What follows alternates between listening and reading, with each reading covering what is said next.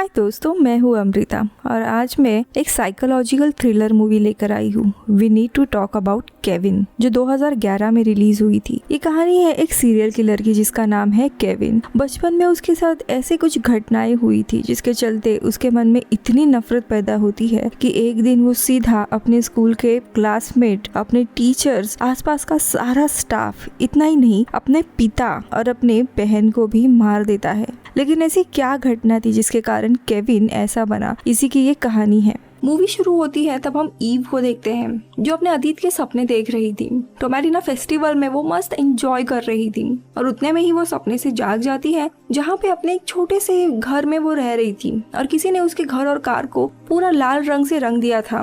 But बिना किसी से झगड़ा या किसी को बात किए हुए वो अपने एक जॉब इंटरव्यू देने के लिए चली जाती है। जब वो निकलती है ना दोस्तों, तब आसपास के सारे लोग उसे घूरने लगते हैं। अब इंटरव्यू के दौरान उसकी बॉस कहती है कि तुमने पास्ट में जो भी किया होगा मुझे उससे कुछ लेना देना नहीं है। अगर तुम्हें फाइल बनाना आता है तो तुम्हें ये जॉब मिल गया है। अब यहाँ पे थोड़ी सी खुश होके वो जब बाहर निकलती है तब सामने से ही कुछ बूढ़ी औरत आ रही थी। वो उसको ताना मारती कि तुम आज बड़ी खुश लग रही हो और जोर से तमाचा मार देते हैं उसको। लिटरली ईव के मुंह से खून आने लगता है और वो औरतें रोते हुए चली जाती है। ये उन औरतों को कुछ नहीं कहती और रात में अपने घर आके गोलियां खा के सो जाती है। अगले दिन वीकेंड था तो वो अपना पूरा घर साफ करने लगती है, वो लाल कलर, और वापस अपने अतीत में झांक कर देखती है और हम उसकी बीती बातें देखने लगते हैं। कहानी जाती है 18-20 साल पहले, जब ईव ट्रैवल राइटर थी। दुनिया में अलग अलग जगह घूमती थी और अपने एक्सपीरियंस पे वो नॉवेल लिखती थी। उसे जिंदगी में काफी ऊंची उड़ान भरनी थी। उसका बॉयफ्रेंड रहता है फ्रैंकलिन। दोनों भी काफी प्यार में थे, रोमांटिक रिलेशन उनका चल रहा था और एक दिन ईव को पता चल जाता है कि वो प्रेग्नेंट है। वो काफी दुखी हो जाती है और उसी के साथ उसकी सारी खुशियां चली जाती है। लेकिन फ्रैंक दूसरी तरफ काफी खुश था।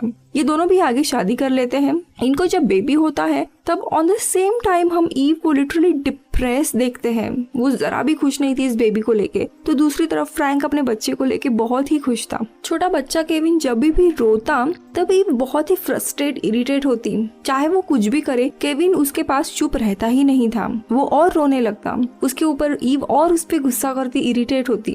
वेरस जैसे ही फ्रैंक उसे उठाता वो बिल्कुल चुप हो जाता। ईव यही सोचती थी कि मैं कहाँ फंस गई हूँ। इससे बेटर मैं कहीं फ्रांस की गलियों में घूम रही होती तो काफी अच्छा होता। और वही वो बार बार केविन को कह के सुनाती भी थी जब वो छोटा था। जैसे जैसे वो बड़ा होता है, ईव और केविन दोनों का बिहेवियर सेम रहता है। वो इरिटेट हो रही है और केविन उसे इरिटेट और कर रहा है। वो माँ के प्रति बहुत ज्यादा गुस्सा दिखाता और पिता के सामने एकदम नॉर्मल बच्चा बन जाता। यहाँ पे केविन अपने एज के हिसाब से बहुत ज्यादा स्मार्ट था। जब वो 6-7 साल का बच्चा बन जाता है तभी भी उसे पॉटी के लिए डायपर यूज करने पड़ते थे और ईव को सताने के लिए ये बार बार अपना डायपर गंदा करता था। ईव बहुत ज्यादा परेशान और इरिटेट होती और एक दिन गुस्से में वो उसे पटक देती है। इसके कारण उसका हाथ फ्रैक्चर हो जाता है। वो उसे हॉस्पिटल लेके जाती है और जब वापसी में उससे माफी मांगती है कार में। केविन कुछ भी बात नहीं करता। लेकिन जैसे ही घर आते हैं तब सामने फ्रैंक था। तो यहाँ पे केविन बहुत ही ज्यादा स्मार्ट बनता है और कहता है कि मेरी गलती थी, मैं ही टेबल से गिर गया था। अब यहाँ पे ईव खुद की गलती छुपाने के लिए चुप बैठ जाती है और थोड़ी सी इमोशनल हो जाती है कि उसके कारण उसके बच्चे को चोट लगी है और अब वो झूठ भी कह रहा है उसी को बचाने के लिए। तो उसे रोता हुआ देख फ्रैंक उसे चुप कराने जाता है और उसे हक करता है। अब ये देख के केविन को और भी खुन्नस आती है। ये सीन काफी इम्पोर्टेंट था बिकॉज बचपन में केविन के लिए फ्रैंक ही उसका सब कुछ थे और अभी वो ईव को हक कर रहे थे। ये देख के उसे गुस्सा आने लगता है। धीरे धीरे वो अपने माँ से नफरत करने लगता है। एक रेयर कलेक्शन ऑफ मैप था ईव के पास। वो सारे मैप वो लगा रही थी दीवार पे। उसे वो काफी अच्छा लग रहा था तो उसके साथ शरारत करने के लिए ये क्या करता है, अपने पेंट बॉल की गन लेता है और उन पूरे मैप को कलर से भर देता है। कुछ भी दिख नहीं रहा था। ये देख के वो बहुत ज्यादा भड़क जाती है। लेकिन फ्रैंक उस पे यही कहता है कि अरे बच्चा है, शरारत तो करेगा ही। उसके बर्थडे पे फ्रैंक उसे आर्चरी ला के देता है थिंकिंग कि ये एक स्पोर्ट है। लेकिन छोटे केविन के लिए भी ये अलग तरह का प्लेजर था। प्रेग्नेंट होती है, उन्हें सेकंड बच्चा होने वाला था। तो यहाँ पे केविन उसे कहता है कि मुझे कोई भाई या बहन नहीं चाहिए, मुझे वो पसंद नहीं आएंगे। तो ईव उसे कहती है पसंद नहीं करोगे तो तुम्हें आदत तो पड़ी जाएगी, कोई बात नहीं। तो तो फटाक से केविन कहता है कि हाँ, जैसे तुम्हें मेरी आदत पड़ गई है ना। अब दोस्तों इन 7-8 सालों में केविन ने उसे इतना परेशान कर दिया था कि वो जब भी एक रिलेशन बॉन्ड करने की कोशिश करती तो भी केविन उसका उल्टा करता। तो यहाँ पे उससे वो मीठी बात नहीं करती, चाहे तो भी वो नहीं कर सकती। कुछ दिनों के बाद इन्हें बेटी होती है जिसका नाम था सिसिलिया, जिसे केविन बहुत ज्यादा सताता था। और अचानक से एक दिन केविन का माँ के प्रति बर्ताव एकदम बदल जाता है, बिकॉज माँ का पूरा ध्यान उसकी छोटी बच्ची सिसिलिया के पास था। उसे वो प्यार करती थी। ये देख के केविन बहुत ज्यादा जेलस होने लगता है। उसे अभी तक यही लगता था कि ईव अपने बच्चों से प्यार नहीं कर सकती, लेकिन सिसिलिया को देख के उसे रियलाइज होता है कि इसके साथ तो इसका सेम बर्ताव नहीं है। पूरा ध्यान उसका सिसिलिया के पास जा रहा है, लेकिन कुछ दिन के बाद वापस ये उसी ट्रैक पे आ जाता है। तो ये थी दोस्तों केविन की 7-8 साल की कहानी। प्रेजेंट में हम देखते हैं ईव का जॉब चल रहा है और उसके कलीग उससे बात नहीं कर रहे, बहुत ही गंदी नजर से देखते हैं प्रेजेंट में। और वो खाने के लिए शॉपिंग करने के लिए जाती है। तो मार्ट में उसे एक औरत दिखती है जिसे देख के ये बहुत ही ज्यादा डर जाती है और अपने ट्रॉली को उधर ही छोड़ के कहीं पे छुप जाती है। वो औरत ने भी इसे देखा था, इसीलिए वो औरत इसने खरीदे हुए अंडों को पूरा फोड़ देती है उस ट्रॉली में। काउंटर पे सामने वो औरत आती है और इसको बहुत ही कर्स वर्ड में गंदी गंदी गालियां देने लगती है। अब ये ऐसे फूटे हुए अंडे लेके वहाँ से भाग जाती है। रात में खाना खाते वक्त ये बहुत ही ज्यादा परेशान थी और हम बैक जाते हैं उसके अतीत में क्या हुआ था ये देखने के लिए। ऐसे ही एक दिन जब वो अपने ऑफिस में थी, अच्छा खासा ट्रैवल एजेंसी उसने ओपन की थी और अच्छी खासी चल रही थी। वहाँ पे वो अपने कस्टमर से एक दिन बात कर रही थी और तभी अचानक से केविन के स्कूल से बहुत ही बुरी न्यूज आती है। ये बहुत जल्दबाजी में स्कूल की तरफ जाती है, तब वहाँ का नजारा देख के बहुत ही टूट जाती है। स्कूल के सामने लोगों का जमावड़ा था, सब लोग रो रहे थे। पुलिस, फायर ब्रिगेड ये सारे आए हुए थे। क्या हुआ है एग्जैक्टली किसी को पता नहीं चल रहा था।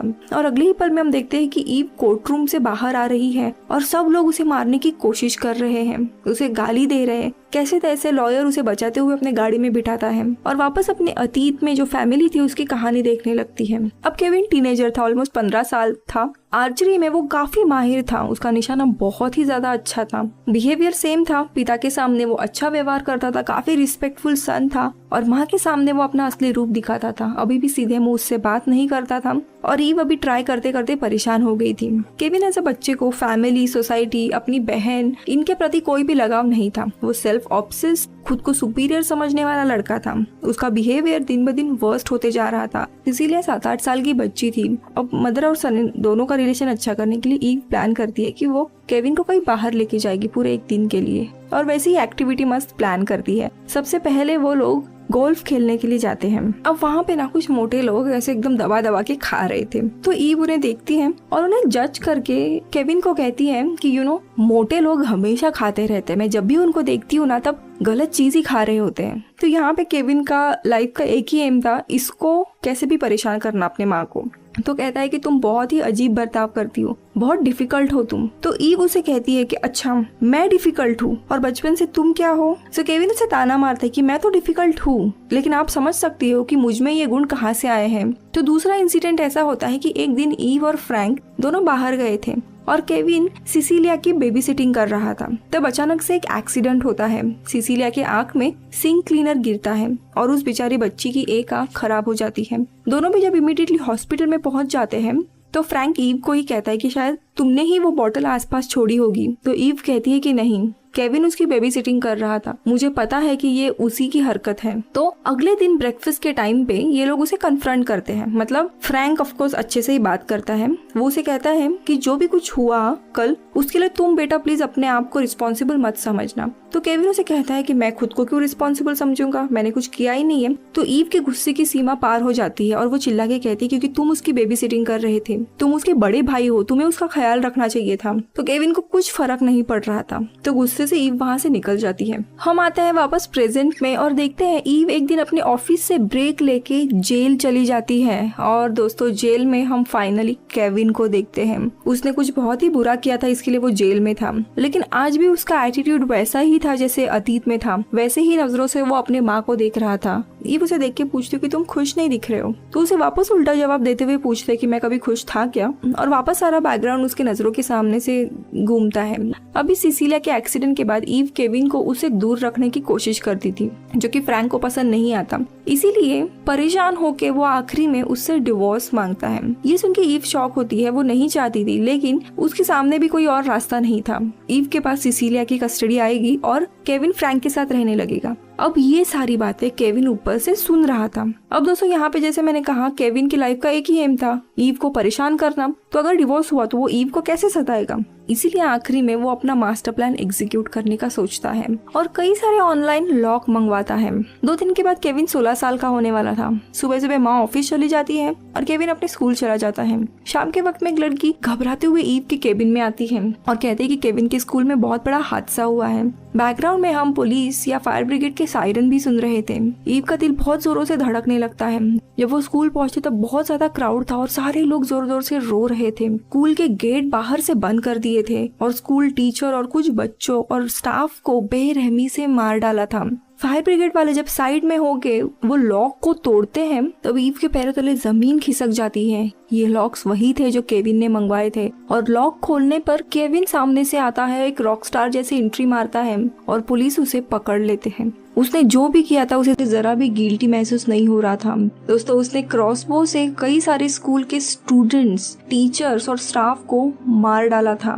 ईव पूरी नम हो जाती है, बेहोश हो जाती है और ऑलमोस्ट कैसे तैसे वो घर पहुंचती है फ्रैंक को बताने के लिए। लेकिन घर में पूरा अंधेरा था। वो फ्रैंक को ढूंढ रही थी, सिसिलिया को ढूंढ रही थी, कोई भी नहीं मिलता। गार्डन से पानी का आवाज आता है तो वहाँ पे वो देखने के लिए जाती है और दोस्तों जितनी बची कुची उसकी जान थी वो वहाँ पे चली जाती है। सामने बहुत ही भयानक नजारा था। स्कूल जाने से पहले केविन ने अपने पिता और बहन को भी मार डाला था। इतनी बड़ी चीज उसने की थी। उसके बाद केविन को माइनर जेल में डाला जाता है। लेकिन ये पूरी society as a mother Eve को ही रिस्पॉन्सिबल समझती, उसे ब्लेम करने लगती है। इसीलिए जब केविन के ऊपर केस हो रही थी तब सारे लोग ईव को मारने आते हैं। उसे मानो इस सोसाइटी से बाहर निकाल दिया था। इसीलिए अपने एक छोटे से घर में वो चुपचाप एक ऐसी जिंदगी बिता रही थी जिसके कोई मायने नहीं थे। अब इस बात को 2 साल हो गए थे और फाइनली हम प्रेजेंट में आते हैं जहाँ पे ईव अपने घर में जो ऊपर का कमरा था उसे वैसे ही पूरा सजा रही थी जैसे केविन को पसंद था।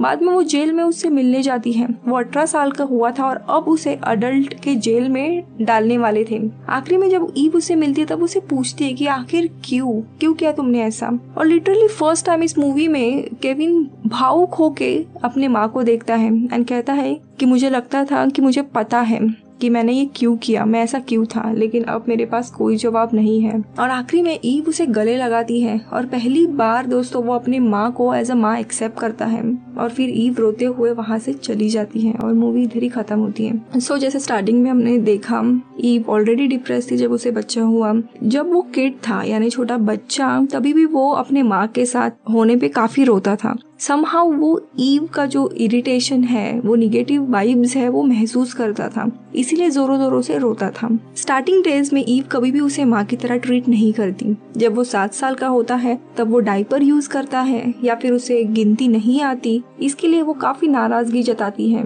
कभी भी उसके लिए सहानुभूति, प्यार, उसे गले से लगाना या किसी चीज पे उसे गाइड करना, ये सारी चीजें वो नहीं करती। इनफैक्ट ईव के कारण ही वो काइंड ऑफ झूठ बोलना सीखता है उसे प्रोटेक्ट करने के लिए। हाथ फ्रैक्चर होने के बाद पिता भी अपने माँ को ही शांत कराने जाते हैं, वैराज उसी के कारण वो गिरा था। इन सारे फीलिंग्स के कारण वो बहुत ही ज्यादा गुस्सा करने लगता है अपने माँ का और वैसे ही गुस्से उसका स्वभाव बनने लगता है। यहाँ पे ईव के गुस्से या इरिटेशन वाली जो फीलिंग्स थी या फिर खुद के सपने के फेलियर्स के लिए सटल वे में वो केविन को दोषी ठहराती थी और ये सारी चीजें छोटे केविन को कहीं ना कहीं पता थी। वो खुद साइकोलॉजिकली काफी डिस्टर्ब थी। अपने इन विचारों से वो केविन को कभी भी बचाती नहीं है, उसके सामने सब कुछ जाहिर कर देती थी। जैसे वो कहती है कि काश मैं फ्रांस चली जाती तुम्हें पैदा करने से बेटर। और इन्हीं सारी चीजों का केविन के ऊपर कहीं ना कहीं असर पड़ने लगता है और केविन को यही लगता है कि उसके और उसके माँ के बीच में ये नाराजगी जो है वही एक कनेक्शन है दोनों के बीच में। इसके अलावा इन दोनों का रिलेशन कुछ भी नहीं है। इसीलिए इन अ वे जब भी वो कोई भी शरारत करता था वो उसका अटेंशन पाना चाहता था, क्योंकि उसे माँ का प्यार क्या है ये पता ही नहीं था। जब सिसिलिया होती है तब केविन को रियलाइज होता है कि ईव की दूसरी साइड भी है, कि वो अपने बच्चों को प्यार भी कर सकती है। इसीलिए अपने बहन के प्रति उसे गुस्सा आने लगता है। आखिरी में वो अपने बहन और पिता को ही मार डालता है ताकि वो अपने माँ को नाराज कर सके, उसे हर्ट कर सके। अगर ईव जिंदा बचती है तो सोशली उसकी लाइफ तो खराब होने ही वाली है, इसीलिए वो अपने माँ को नहीं मारता। पूरे मूवी में एटलीस्ट बचपन में उसने जो भी हरकतें की थी वो अपने माँ का अटेंशन, उसका अप्रूवल और उसका प्यार पाने के लिए की थी। लेकिन उससे इस मूवी की एक अजीब चीज मुझे ये लगी कि इतना सब कुछ होने के बावजूद लेकिन स्टिल ईव के नजर में शायद उसने बहुत बड़ी गलती नहीं की थी, इसीलिए हम उसे अपने नए घर में उसका रूम सजाते हुए देखते हैं। या फिर आखिरी में उसे सिर्फ इतना पूछती है कि तुमने ये क्यों किया, और जब केविन के पास कोई जवाब नहीं था, जब वो मासूम चेहरा करता है तब वो उसे गले लगाती है, मतलब जो अप्रूवल चाहिए था वो देती है। यानी यहाँ पे ईव का बिहेवियर भी पूरा अलग था। यहाँ पे केविन के बिहेवियर के लिए ऑडियंस जो है वो ईव को काफी हद तक रिस्पॉन्सिबल मानते हैं। फ्रैंक उसके पिता थे, बट उन्होंने भी अपने बच्चे की गलती को अनदेखा किया। क्या वो रिस्पॉन्सिबल नहीं है? आपको क्या लगता है मुझे कमेंट सेक्शन में जरूर बताइए। मैं मिलूंगी आपसे अगले वीडियो में, तब तक के लिए बाय बाय।